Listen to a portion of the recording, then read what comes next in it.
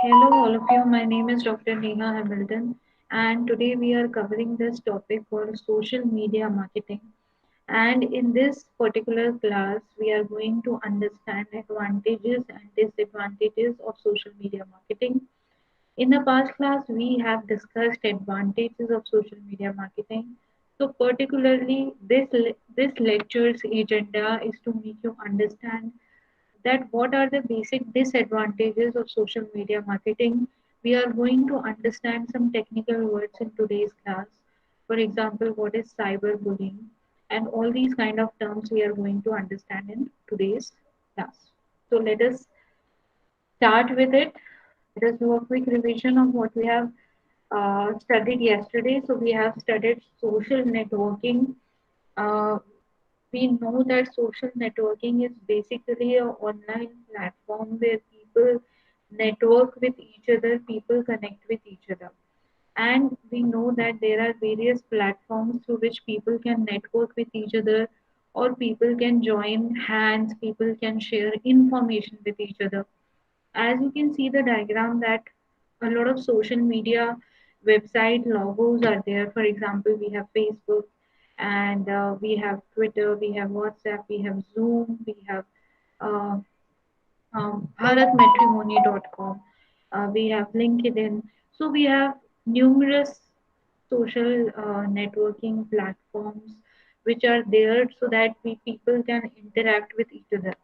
Specifically in this time of corona pandemic, where it is restricted, the movement is restricted outside our homes. So social media is basically a boon to us. So these are the advantages that we have understood in the last class. The first is worldwide connectivity. Uh, right, you all know how we are connected through social media, through Facebook. Even you will be shocked to know that people share their wedding cards on Facebook. Before these social media platforms, people were going to each other's place and giving them a hard copy of the wedding card. But nowadays, you are getting a wedding card on WhatsApp. You are getting a wedding card on Facebook. So this is not new nowadays. This worldwide connectivity has increased. Uh, it is easier to make new friends. There are new websites dedicated to allowing people to connect and interact with each other on internet, and these connections help with a variety of things. For example, as finding romance, seeking a new job, getting product and services referrals, receiving support, and making and receiving advice on career. So these are the things that you can do with social media. You can get latest news also on social media if you download the Android applications of BBC or Times of India, Dainik Bhaskar, Aaj Tak. You will get time to time notifications of what is happening around us. Commonality of interest, that means you get to know people who are of similar interest as you are, right? For example, if you are a member of a cricket fan club on Facebook, everybody on this cricket fan club is a huge fan of cricket, right? So you can do discussions with them, you can talk to them, you can share your ideas and information with them on that particular fan page. You can virtually meet with your friends online anytime. So you have your friend anywhere in the world, whether he's in Germany or he's in Iraq or he's in UAE, you can just, he or she is just a video call away. You just have to click on WhatsApp video call, Facebook video call, Zoom, Google Meet. We have lots of online platforms through which you can talk to your friends. Now, another information, another point of advantage is real-time information sharing. So, we have seen that, real-time means same on the same time with no time lagging. The information can be shared. For example, live broadcasting of any cricket match, live broadcasting of Olympic games are going to happen, right? So on Sony 10 Sports, you will be watching all the Olympic games going on without any time lag. Only a time lag for fraction of seconds, I guess. So this is what real-time information sharing is. Right now what's happening is also real time information sharing. I am giving you the lecture, and at the same time you are listening to me, right? So this is also real time information sharing. Other than students, social networking can provide a tool for managers to utilize in term meetings, to conference organizers, use to update attendees, use as a means of interacting with clients and prospects. So this is happening in through social media. Advertising, I told you, I have given you an example yesterday of tomorrow never dies, right? Or we have a lot of famous these net series show which are going on. So knowingly or unknowingly you share the posters of that shows, and you are unknowingly and unintentionally promoting that online platform called Amazon Prime or Netflix, right? So people unknowingly advertise or promote the product or services of a particular uh, brand. Now let's understand that what are the disadvantages of social media. So anything which has good points also has bad points, right? Now what are the bad points? This is what we need to understand. So the first point that we need to understand is called as cyberbullying. Now what is cyberbullying? Cyberbullying is when a person is continuously bullied through online accounts. Bullying has always been seen a problem among young people and even adults. So I think you have heard of trolls, right? Trolls are those unidentified or hidden individuals who make fake accounts and then write irrational comments uh, on the on the public celebrity accounts, on the famous individuals personalities account, on Instagram or on Facebook. So that is called as cyberbullying. Means you are hiding your identity and you are writing something that can hurt emotionally or mentally to a person who is reading that comment. Right? That is called as cyberbullying. So, cyberbullying has always been a problem among young and adults. However, when social networking sites come around, bullying has been taken to a whole new level as an SNS become the perfect venue of bullying. People can be harassed 24/7 and it can be done anonymously. Anonymously means when you are not disclosing your right name and your right identity, right? You are misusing anybody's name, or you are giving a fake name, fake identity you are creating, and you are sending some kind of irrational or unethical messages uh, to anybody, right? That is called as cyberbullying. Can expose individuals to harassment or inappropriate contact with others. People might do or say things that they would not have the guts to do in the real life. So cyberbullying is generally done by people who do not have guts to do that thing in real life. On internet you can write anything that shows what kind of an individual you are. आप किस तरह के व्यक्ति हैं वो तो आपके शब्दों से ही पता चल जाता है. Again, you do not have guts to show to others that you are that kind of an individual. Then you hide yourself in front of a fake ID and then you write these kind of comments. So that is called as cyberbullying. Now, what are the different types of cyberbullying? Talking of cyberbullying, I was uh, reading a news, and in that news, uh, Mandira Bedi, if you have heard of that Mandira Bedi news that she lost her husband some time back. So very unfortunate news because she's very young and she has two kids and she lost her husband. So that's a very unfortunate and a very sad news. And the cyber bullers, have you? I would that was a news actually that people are writing that look at what she is wearing on the last day rights of her husband. So she was wearing a normal jeans and a white shirt. So what's wrong in that, right?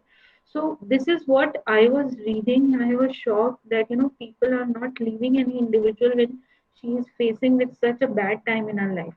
So this is something for which a very strict kind of punishment should be there for the people who are involved in that.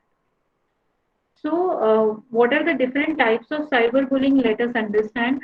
A cognizance of different type of cyberbullying is necessary. This enables parents and young adults to report cyberbullying and adopt measures to prevent cyberbullying. Following are some of the common types of cyberbullying. So, the first type is posting hurtful, nasty, humiliating rumors or comments about an individual online.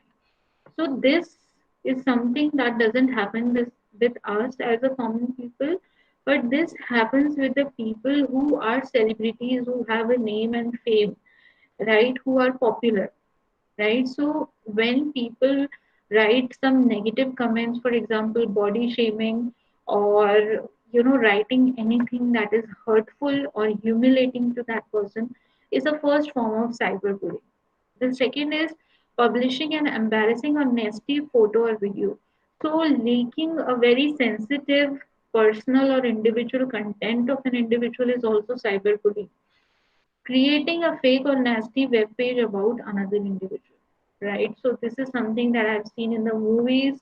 That if you don't like somebody, you create a fake web page on that person's name, and then you post all the irrational things, unethical things on that particular page.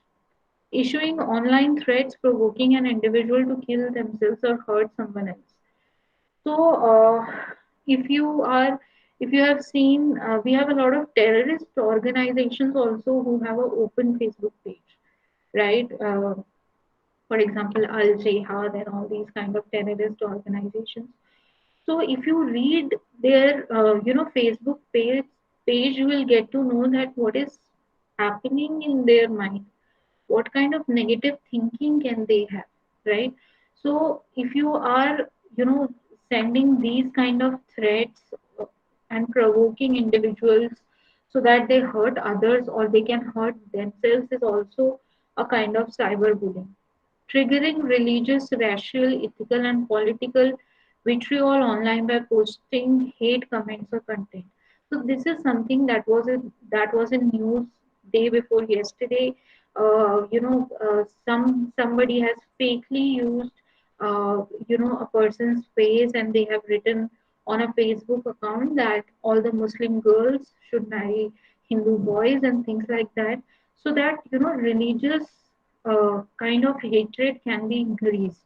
So this is also a type of cyberbullying. So by after reading this slide, there is a point of advice that I'm giving you is that never share any sensitive information on Facebook, or even if you got a message that has a hatred content in that or negative content in that, don't ever forward that message to all of your friends. Delete that message at that particular point only. If on Facebook, if you have liked any page in which this kind of religious hatred content is being posted, please dislike that page, please, because people like us, we like those page, and the people like us only motivate these kind of cyberbullying people, right? So if we do not like it, if we dislike those pages, if we unfollow those pages, then only nobody is going to support them, and then they want to be successful in what they want to do.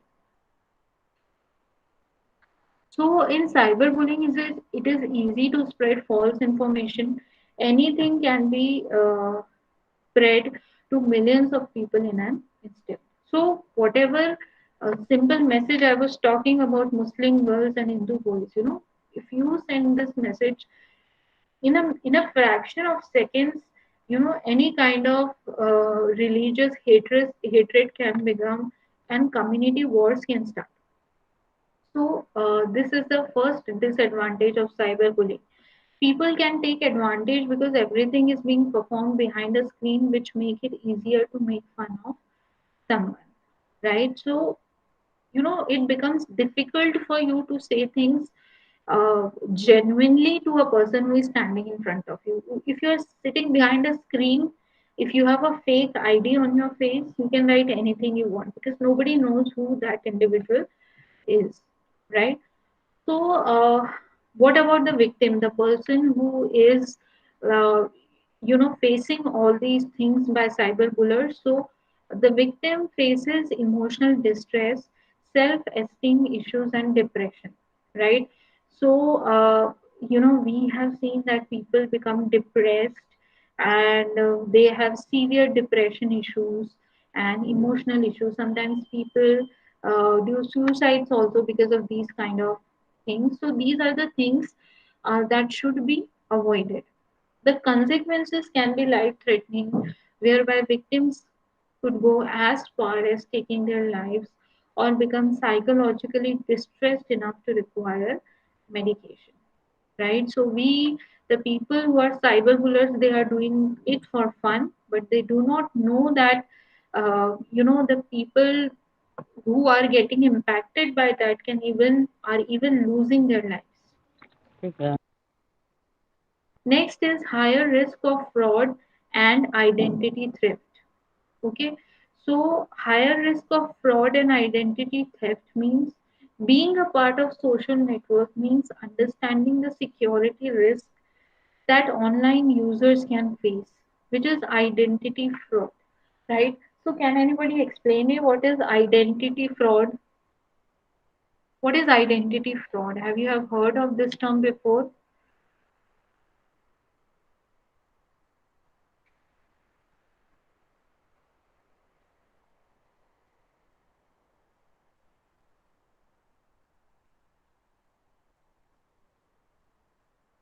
Nobody? See, it is basically using somebody else's identity as your identity. That is false identity. For example, you make an account from your some friend's name because you know his name, you know his address, you know his phone number, right? So you are illegally making an account of your friend who do not know that you are making account of, and then you are, uploading a virus on your friend's Facebook page and sending it to your friends' pages. That is called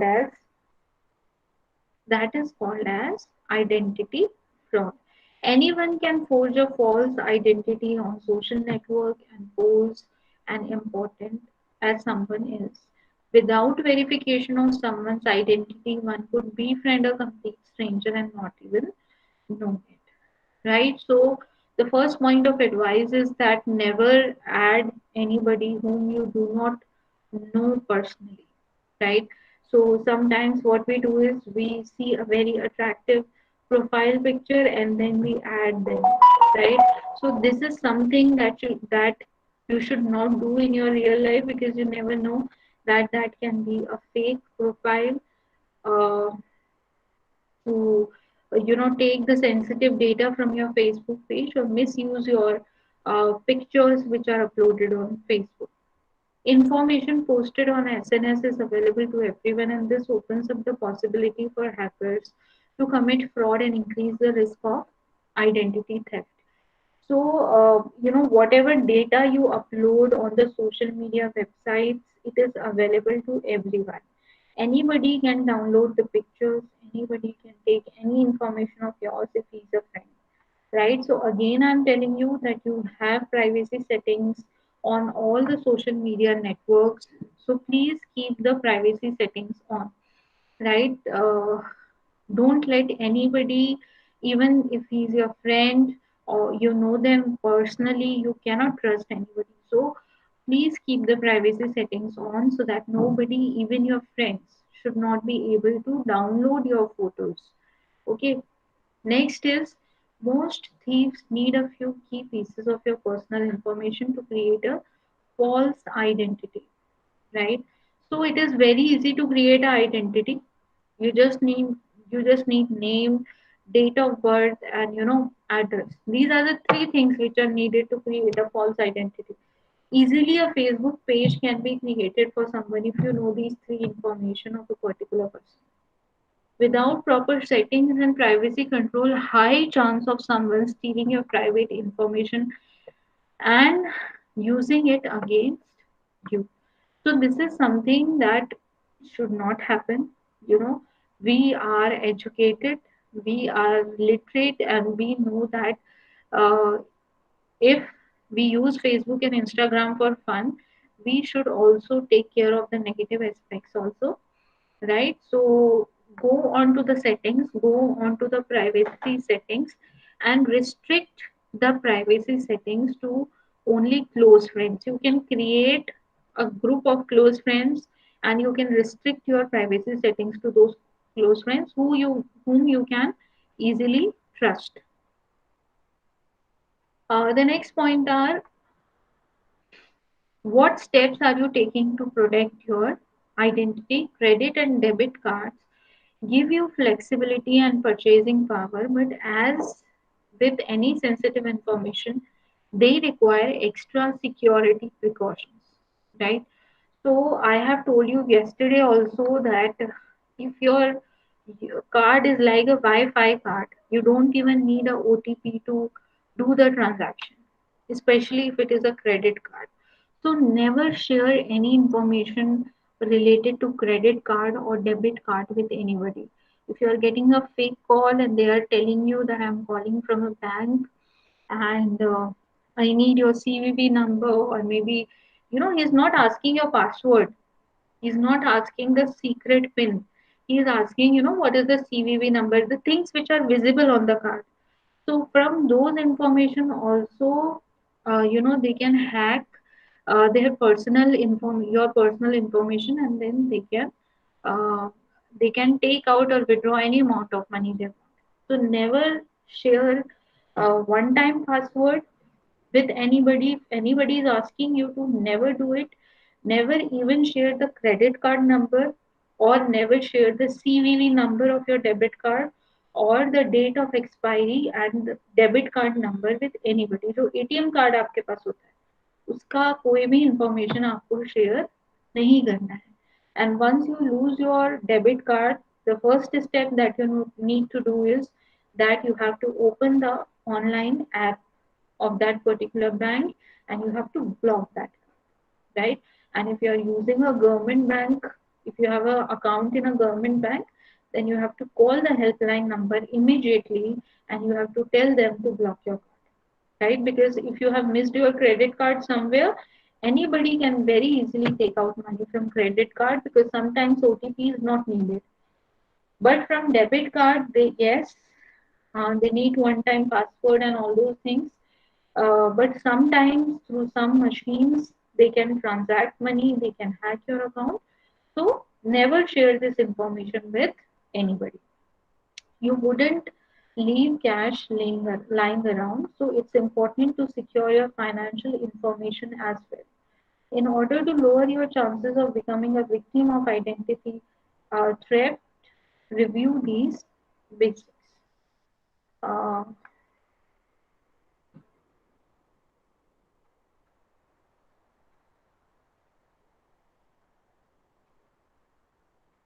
So whenever you are buying a debit card or a credit card, make sure that you are getting a zero liability guarantee. Again, the unauthorized charges. For example, if the bank covers you for this kind of misconduct, that you should be covered or insured. Credit cards make security breaches easier to address. See, this is what I was telling you, that if you are using credit card, it's okay, but you have to be extra cautious when you are using a credit card, because with a credit card you have a plenty of time to notice unauthorized charges, notify their issue, and have them removed. What about cash or prepaid cards? Unfortunately, if your cash is stolen, there's little that can be done except filing a report with the police. Prepaid cards are similar to debit cards, but instead of paying monthly, you pay monthly installments. Cash only receives cash and keep it in the secure place. So your credit card may be insured, but it is not sure that you have any insurance of your debit card, especially when it comes to government banks. I have account in different, public banks. There is no this kind of an insurance that if there is any kind of theft or anything happens, then they cover you. Yes, some new private banks can cover, but if you lose your credit card, the money is gone. If you If you share your CVV number, the OTP or the debit card, your money is definitely gone. Okay. Next is lack of privacy. So there are lots of privacy issue also. What are the privacy issues? Let us understand. And yes, one more thing that I've told you yesterday, I'm going to tell you again, that you have to keep changing your passwords every fortnightly. That means make a routine, make a reminder in your calendar. Every 14 days, you have to change your Facebook password, your Instagram password, your Gmail password. If you have a online, if you're doing online banking, change the password of online banking in every 14 days, right? If you change your password in every 14 days, if you frequently change it, then the chances of being hacked also get decreased, right? So please do it, make it a habit. All the social media accounts passwords, all the email passwords, all the online banking passwords, even if you are using these transactional platforms, for example, if you're using Paytm, if you're using PhonePe, and if you're using Google Pay, right? You have to change the password of these accounts every fortnightly. Now, let us talk about what are the privacy issues. Safety is at stake when you share everything online. With so much sharing going on, issues over privacy will always be a big concern. Personal information sharing, geographical location, checking in with the exact location and tagging the location where they work and live. So, what do people do? The people uh, who are keeping an eye on you, and people generally update on their Facebook their current location. For example, somebody has gone for vacation or somebody has gone for a business trip to UAE.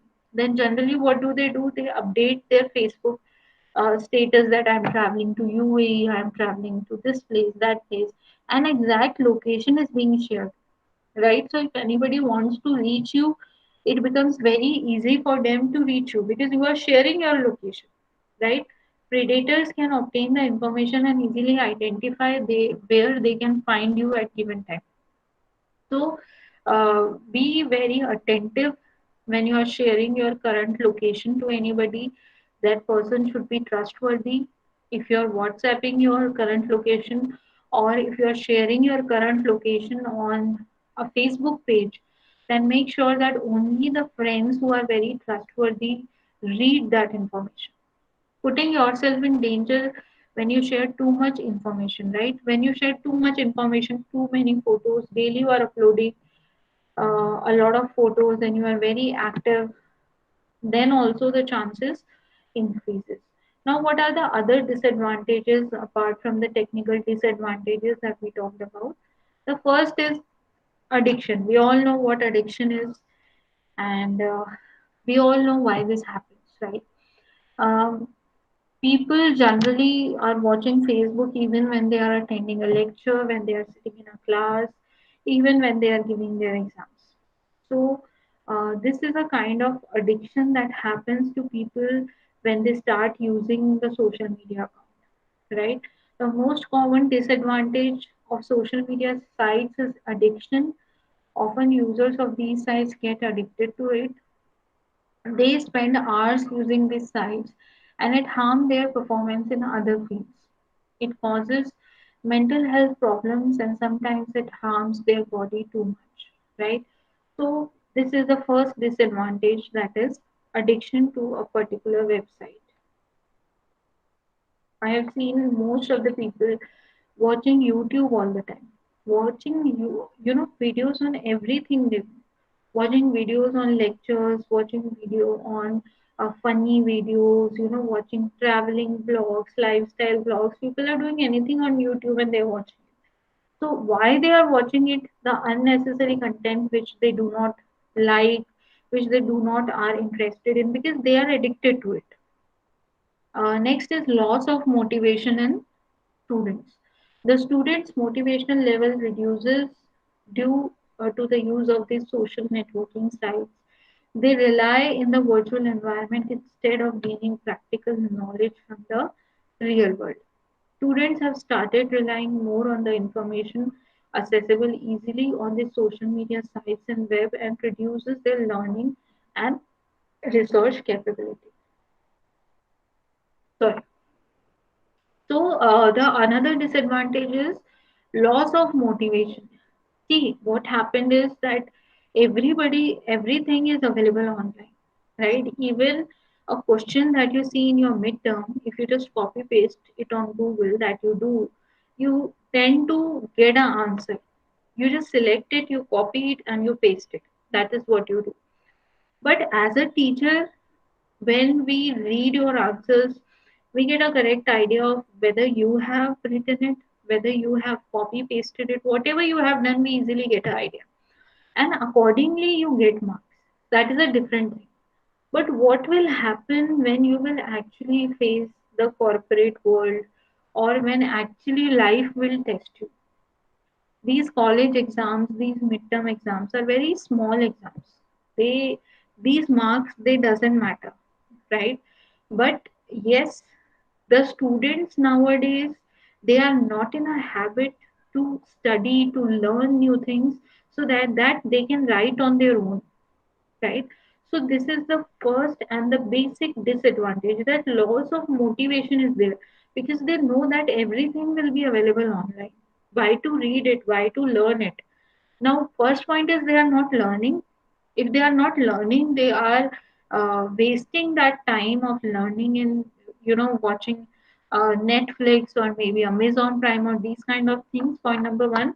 And point number two is when they actually face the corporate world, when they actually go to work, where there is no shortcut, where there is no copy pasting, they actually face problems, right? So another point of advice is that whenever you are writing answers, please write it. Don't copy paste it, because you are not doing good to yourself, but you are actually deteriorating your own personality, right? So this is the next advantage, which is loss of motivation in students. And finally, we have conclusion. We can see clearly that social networking sites are advantageous only if they are used wisely.